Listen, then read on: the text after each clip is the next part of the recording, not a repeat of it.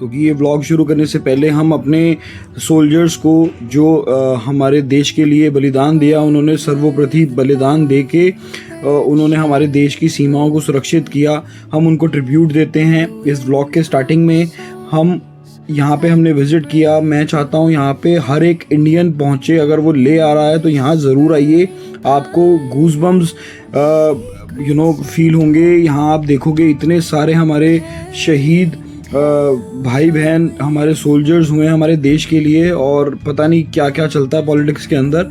और यहाँ पे ये सर अभी एक्सप्लेन करेंगे कि ये किस तरीके से मैपिंग होती है मिलिट्री के अंदर। तो नेक्स्ट आवाज़ होगी सर की, आप सुनिए। ये एक साइड मॉडल है। साइड मॉडल इंडिया में तब बनाती है जब कोई ऑपरेशन लॉन्च करना हो या फिर ऑपरेशन करने के बाद किसी को डीप ब्रीथिंग देना, जैसे कि मैं आपको दे रहा हूँ। जो रेड लाइन देख रहे हैं आप, ये रोड है, कोई कच्ची रोड और कुछ पक्की रोड, जिसमें नेशनल हाईवे भी शामिल है। जो ब्लू कलर आपको दिखाई दे रहा है, ये रिवर है, कोई छोटे रिवर और कुछ बड़े रिवर। दो रिवर आ रहे चाइना से, इंडस रिवर और सिंगो रिवर, जो चाइना से होता हुआ इंडिया की तरफ आ रहा है। और एक आ रहा पीओके से लास्ट में सीगर रिवर, जो पीओके से घूमता हुआ इंडिया की तरफ आ रहा है। रेड लेटर में कुछ एक नाम लिखे हुए हैं, रेड लेटर में, जैसे गुलकारी, गोल, मटियार, बिचोट, मरोल। ये है पीओके के कुछ एक काम जो कि पीओके में अभी मौजूद है। जो एरो मेट्रो को इंडिकेट कर रहा है वो है एफ और सी, लाइन ऑफ कंट्रोल। 1990 के वार से पहले इंडिया और पाकिस्तान के बीच में एक एग्रीमेंट, एक समझौते में सिग्नेचर साइन हुआ था कि ज्यादा बर्फ पड़ते समय यानी विंटर्स के दौरान में कोई भी सेना ऊपर पोस्टों पे नहीं जाएगी, ना इंडियन आर्मी और ना ही पाकिस्तान के रेंजर्स, उनको रेंजर्स बुलाता है। एग्रीमेंट के हिसाब से इंडियन आर्मी नीचे बेस में डाउन हो गया, लेकिन पाकिस्तान ने ऐसा नहीं किया। पाकिस्तान ने छुपके छिपाते धीरे धीरे हमारे कुछ एक पोस्ट ऑक्यूपाई करके, जिस टाइम हम एग्रीमेंट के हिसाब से नीचे बेस में डाउन हो चुके थे, वो पोस्ट कौन से आप देख सकते हैं द्रास में 4875, टाइगर हिल 5140 और टोलोलिंग। नेक्स्ट में कारगिल में 5608, कक्सार, मजदास और बटालियन के कुछ एक सेक्टर जैसे सुपर हिल्स, मोन्टोटालो, खालूबर और यल्दुर। अभी पाकिस्तान एक ऑक्यूपाई करने तक कर चुका, इंडिया की बात को रिकैप्चर करने के लिए तो उसकी शुरुआत करेगी बटालियन सेक्टर से 2 मई को, और पहला ऑपरेशन समझ के आ गया मोन्टोटालो के पास 15 मई को पहला ऑपरेशन। उस ऑपरेशन का नाम था ऑपरेशन सफेद सागर। सफेद सागर इसलिए रखा वहाँ पे नाम, ज्यादा हाइट होने के कारण एयरफोर्स और इंडियन आर्मी ने मिलके वहाँ पे ऑपरेशन लॉन्च किया, उसको सक्सेस बनाया। और पाकिस्तान ने जितने भी बटालियन सेक्टर के जगह जमीन पोस्ट ऑक्यूपाई करके रखे थे उसको रिकैप्चर कर लिया। 4 के 4 आप देख सकते हैं। उसके दरास में टोलोलिंग सबसे ज्यादा इंपॉर्टेंट था, क्योंकि नेशनल हाईवे जा रहा है, जोजिला, दरास, कारगिल, लेह लद्दाख, सियाचिन। अगर पाकिस्तान टोलोलिंग में कैप्चर कर लेता तो आज जहाँ पे हम लोग खड़े हैं सब, वहाँ पे होता पाकिस्तान ना कि इंडिया। ऐसा ना हो इसलिए यहाँ पे एक ऑपरेशन लॉन्च किया गया, जिस ऑपरेशन का नाम था ऑपरेशन ओपी विजय, जिसमें 4875, टाइगर हिल 5140, टोलोलिंग शामिल थे। इसको भी क्या रिकैप्चर कर लिया गया। लास्ट में आता कारगिल 5608, कक्सार और मजदास में लास्ट में एक ऑपरेशन लॉन्च किया गया, जिस ऑपरेशन का नाम था ऑपरेशन तलवार। ये ड्यूरेशन ऑपरेशन का वार का 2 मई बटालियन से शुरू हुआ था और 26 जुलाई जाके कारगिल में खत्म हुआ।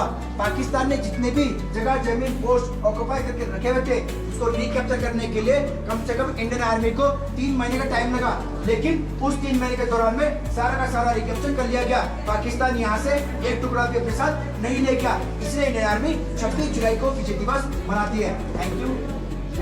तो सर ने काफ़ी अच्छा एक्सप्लेन किया। ये आप देख सकते हो कुछ फ़ोटोज़ हैं, सोल्जर्स ब्रेक ले रहे हैं जब वहाँ फाइट होते हैं। हमने कैप्टन विक्रम बत्रा की जो बायोपिक थी उसके अंदर काफ़ी कुछ हमने सीखा, हमें पता चला कि किस तरीके से ये किस हालातों में ऐसे युद्ध किए जाते हैं। इतने हाई एल्टीट्यूड युद्ध, कारगिल का युद्ध कैसे हुआ था, हमने वो पिक्चर में देखा, जो कि सिद्धार्थ मल्होत्रा जी ने बहुत अच्छे से बखूबी निभाया। ये भी हमें टोलोलिंग वाला वहाँ से ही पता चला था कि ऐसा भी कुछ है।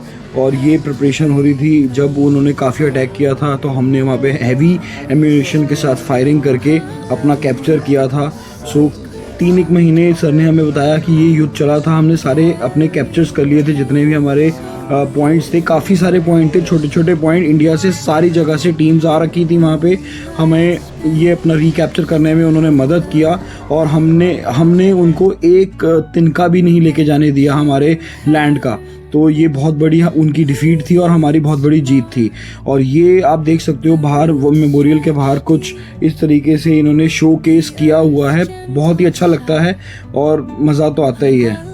और आप ये देखोगे ये एक 4x4 कार है, इसको क्रॉस करने में हमें कितना मज़ा आया। इस टेरेन के अंदर आप देखोगे सन है, रोड देखिए ये ले हाईवे है और बहुत ही अमेजिंग मेस्मराइजिंग व्यू आ रहा था यहाँ से। तो हमने भी वो चेज़ किया और हमने गाड़ी को ओवरटेक किया। तो अपनी जगह आने पे आर्मी की गाड़ी है तो रिस्पेक्टफुली हमने अपना टेक ओवर इनसे ओवरटेक किया जब हमें रास्ता ठीक मिला, और वो भी स्लो कर रहे थे। सो ये एक जेस्चर होता है सिविलियंस में और हमारे डिफेंस पर्सनल में, दोनों ही आपस में रिस्पेक्टफुल बिहेव करते हैं, क्योंकि हम उनके टेरेन में आए हैं और ये हम दोनों ही इंडिया के पार्ट हैं। तो यही होता है सिविलाइज कंट्री के अंदर, आप अच्छे से अपना आपस में बिहेवियर रख के ही आप सर्वाइव कर पाते हो, क्योंकि डिक्टेटरशिप बिहेवियर के अंदर आप वो सर्वाइव नहीं कर पाओगे अगर मिलिट्री आप पे हावी हो रही है या वो ज़्यादा रुबाब झाड़ रही है। लेकिन हमारे इंडिया में ऐसा नहीं है। इंडिया में एक तरीके से सब कुछ बहुत ही मतलब बिहेवियर वाइज चलते हैं, और मिलिट्री वाले हमारे तो बहुत ही बिहेवियर वाइज चलते हैं। तो ऐसा कोई प्रॉब्लम कभी नहीं आया। हमने ऑल ओवर इंडिया में ट्रैवल किया है, तो military personnel always are helpful and वो ऑलवेज हमें सपोर्ट करते हैं as a traveller, as a citizen, और वो हमारी प्रोटेक्शन तो करते ही हैं। हमने देखा है हर जगह। हम सियाचिन बेस कैंप तक भी गए थे, हम आपको वो वीडियोज़ भी दिखाएंगे आने वाले ब्लॉग में, आपको वो भी दिखाएंगे। हमने पूरा सर्किट किया था, तो वो सर्किट आपको फुल सर्किट आपको ब्लॉग में दिखाया जाएगा। बेसिकली मेरा जो चैनल है उसके अंदर आपको बहुत कुछ मिलेगा। मेरे पास बहुत डेटा है, मैं आप लोगों से वो शेयर करूंगा मेरा एक्सपीरियंस, क्योंकि रख के कोई फ़ायदा नहीं है जब तक मैं डालूंगा नहीं उसको।